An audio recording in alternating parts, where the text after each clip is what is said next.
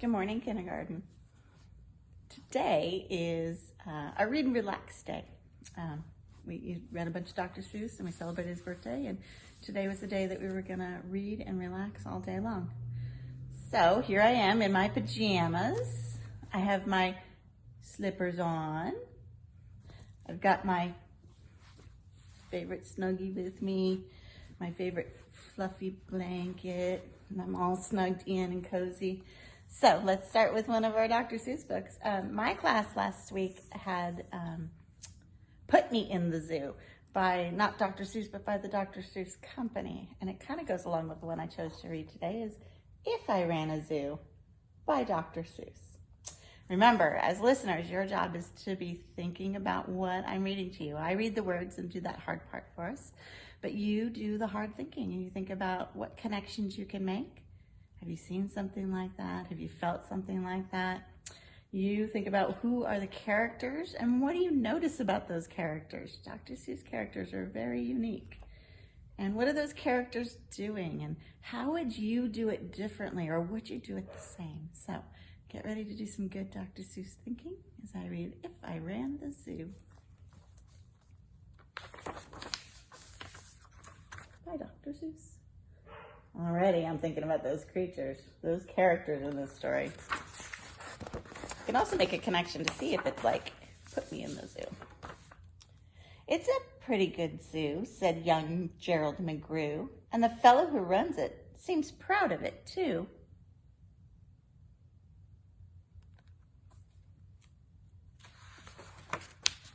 But if I ran the zoo, said young Gerald McGrew, I'd make a few changes. That's just what I'd do. The lions and tigers and that kind of stuff, they have up to here now, not quite good enough. You see things like that in just any old zoo. They're awful old-fashioned. I want something new.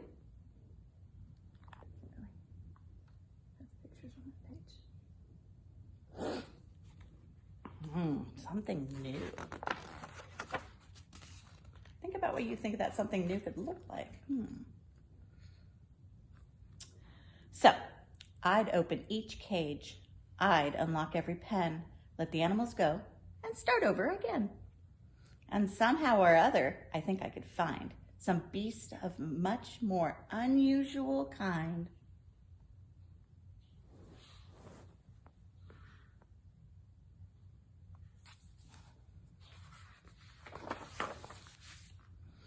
A 4-footed lion's not much of a beast. The one in my zoo would have 10 feet at least. 5 legs on the left and 5 more on the right. Then people would stare and they'd say, what a sight. This zookeeper, new keeper, Gerald's quite keen. That's the gall-dangest lion I've ever seen.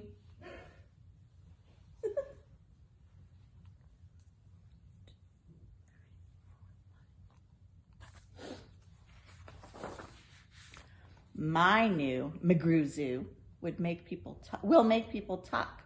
My zoo, McGrew Zoo, will make people gawk at the strangest odd creatures that ever did walk.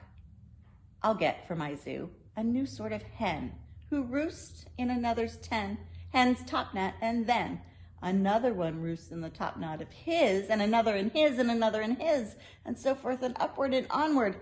Gee whiz.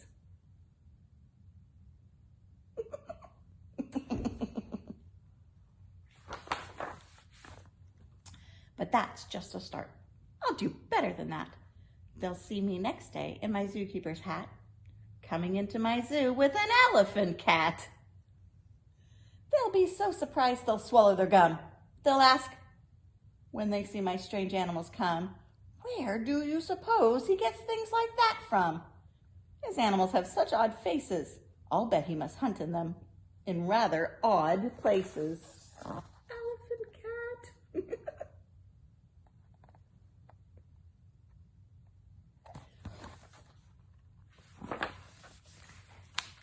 And that's what I'll do, said young Gerald McGrew. If you want to catch beasts you don't see every day, you'll have to go places quite out of the way. You'll have to go places no one can get to. You'll have to get cold and you'll have to get wet too. Up past the North Pole where the frozen winds squeal, I'll go and I'll hunt in my Skeaglemobile. And I'll bring back a family of, what do you know? And that's how my new McGrew Zoo will grow.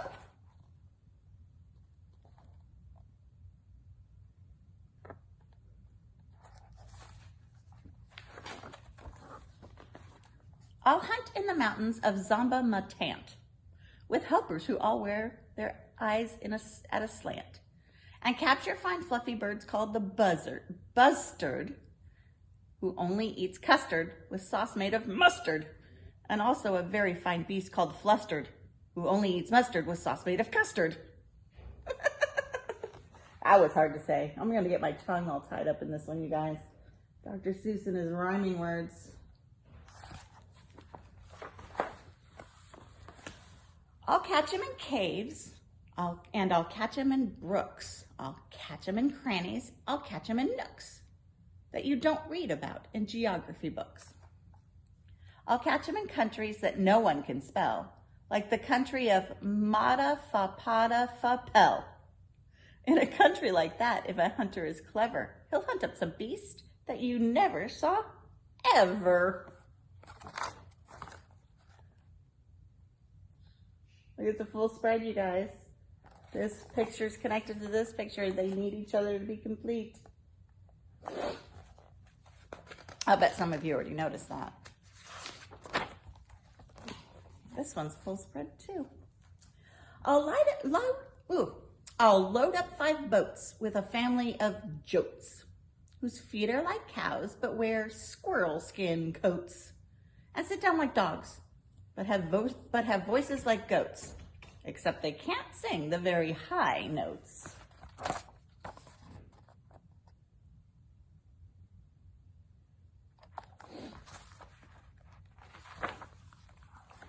And then I'll go down to the wilds of Nantucket and capture a family of lunks in a bucket.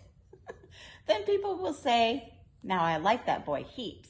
His new zoo, McGrew Zoo, is growing by leaps. He captures them wild, and he captures them meek. He captures them slim, and he captures them sleek. What do you suppose he will capture next week?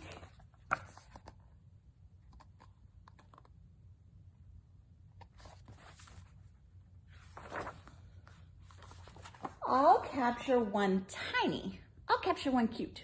I'll capture a deer that no hunter will shoot. A deer that's so nice he could sleep in your bed if it weren't for those horns he had on his head.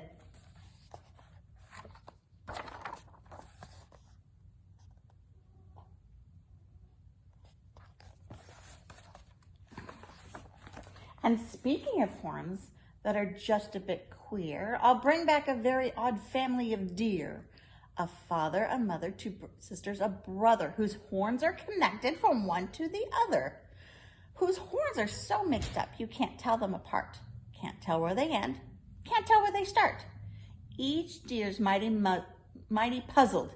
He's never yet found if his horns are her horns or the other way around. Okay, now this one's not a full spread, right? One picture, one page. But look at all those horns. Where do they start? Where do they end?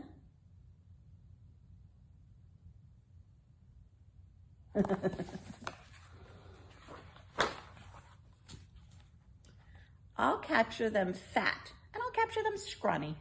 I'll capture a scraggly foot mulligatawny, a high-stepping animal fast as the wind, from the blistering sands of the desert of Zend. This beast is the beast that brave chieftains ride when they want to go fast to find some place to hide. A mulligatawny is fine for my zoo, and so is a chieftain. I'll bring one back too.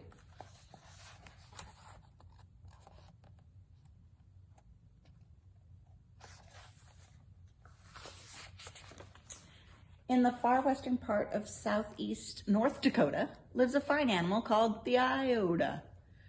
But I'll capture one who's even much finer in the northeastern west part of South Carolina. Those are United States. When people see him, they'll say, now by thunder, this new zoo, McGrew Zoo, is really a wonder. Wait a minute. Can we have southeast? Go Southeast, okay.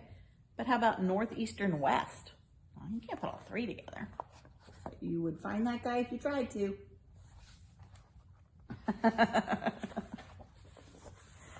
Most beasts are quite friendly, but still, in some lands, some beasts are too dangerous to catch with bare hands. For those that are ugly and vicious and mean, I'll build a bad animal catching machine. It's rather expensive to build such a kit, but with it, a hunter can never get bit.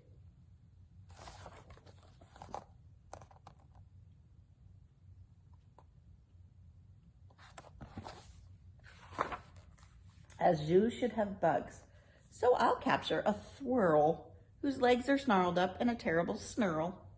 And then I'll go out and I'll capture some chugs, some keen shooter, mean shooter, bean shooter bugs.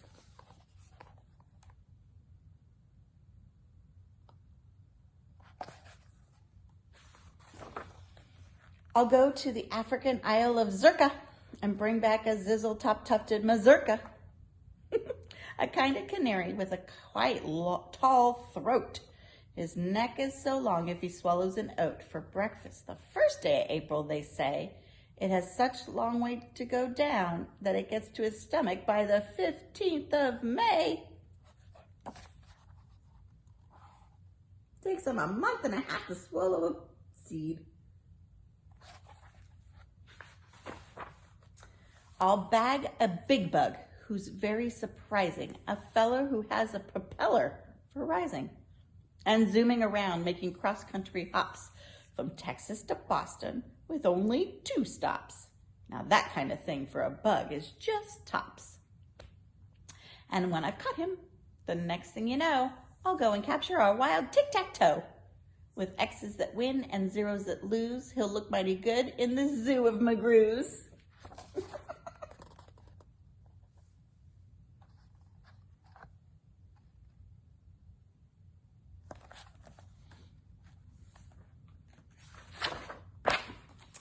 I'll bring back a gusset, a gherkin, a gasket, and also a gooch from the wilds of Nantasket. And 8 Persian princes will carry the basket. But what their names are, I don't know. Don't ask it.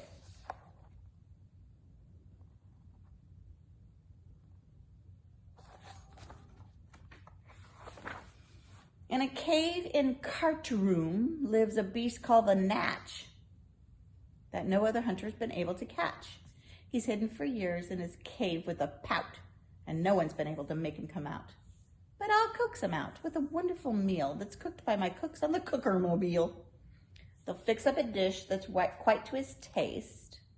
3 chicken croquettes made of library paste. Then sprinkle with peanut shucks, pickled and spiced, then baked at 600 degrees, and then iced. It's mighty hard cooking to cook up such feasts, but that's how the new zoo, McGrew Zoo, gets beasts. Well, I almost tangled my tongue all up on that one, you guys.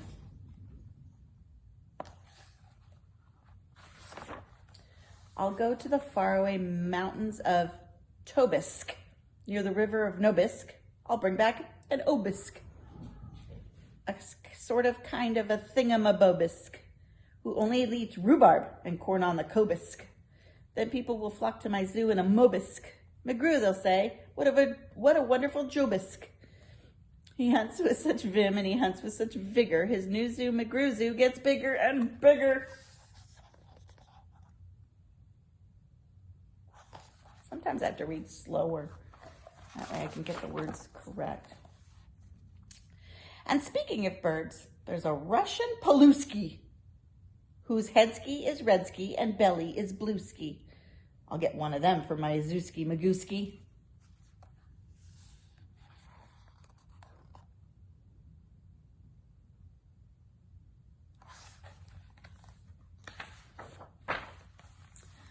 Then the whole town will gasp, this boy never sleeps. No keeper before ever keeps what he keeps. There's no telling what that young fellow will do.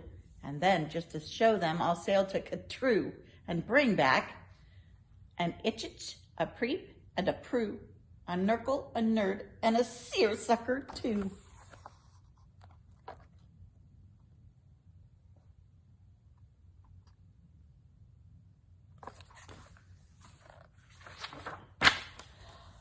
I'll hunt in the jungles of Hipponohungus, and I'll bring back a wild flock of Biponobungus. The Biponobungus from Hipponohungus are better than those down in Diponodungus. And that's what I'll catch in Hipponohungus, instead of those other Nungus and Dungus. And people will say when they see the Bips bounding, this zookeeper, new keeper, simply astounding. He travels so far that you'd think he would drop.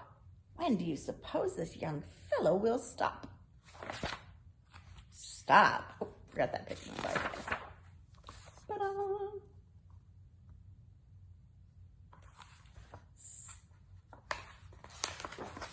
Stop?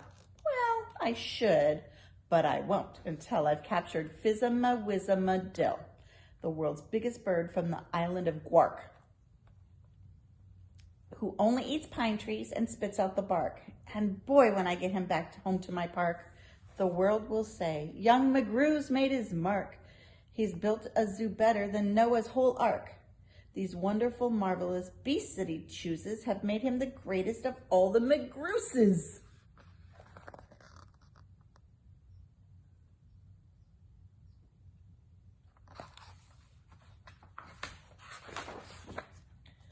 Wow, they'll all cheer. What this zoo must be worth. It's the gall darnest zoo on the face of the earth.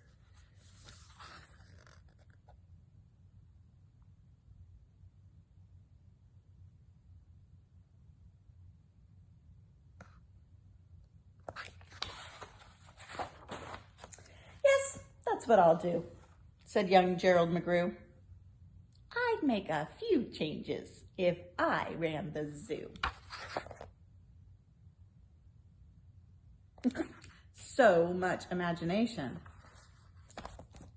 Those creatures have feathers and horns and fluffs and extra legs and extra wings, and they're big and they're tall and they're small. Here's your challenge after this, guys. Go create some creatures that you would put in your own zoo. What would they look like? What would they do? See if you can come up with 2 or 3 or 5 or 20 here on Read and Relax Day. Make your own zoo creatures. And think of the places that they might come from. You know what you might want to do is on Read and Relax Day, maybe if you got a piece of paper and some crayons and some blankets and some pillows, you can make yourself a fort to create your zoo in. And you could hide underneath and do your work. Wouldn't that be so much fun and creative? It's a great idea. Well, I need to go out and throw the ball for my dogs a little bit. And then I'm gonna come back and do some math with you. My head's chopped off there. I'm trying to get my phone off of here. You guys wanna come say hi to my dogs real quick? Come on with me. We're gonna go out. There's gonna be some barking because my dogs get very excited when I come to the door to go outside and throw the ball with them. So I'm gonna change my shoes because the dogs will eat my slippers. All right, my shoes. Let's see if they'll come for us. I'm gonna flip the camera. Oh, I can't. Tansy. Aria. Here they come. Pop-ups. That's Tansy. And that's Aria. Come on, Tans. Want to go get your ball? Should we go get your ball? Do some throwing? Aria, want to do some ball? All right, guys, I'm going to go take care of the dogs, and I'll be back with some math in a little bit. You go start working on those creatures in a fort.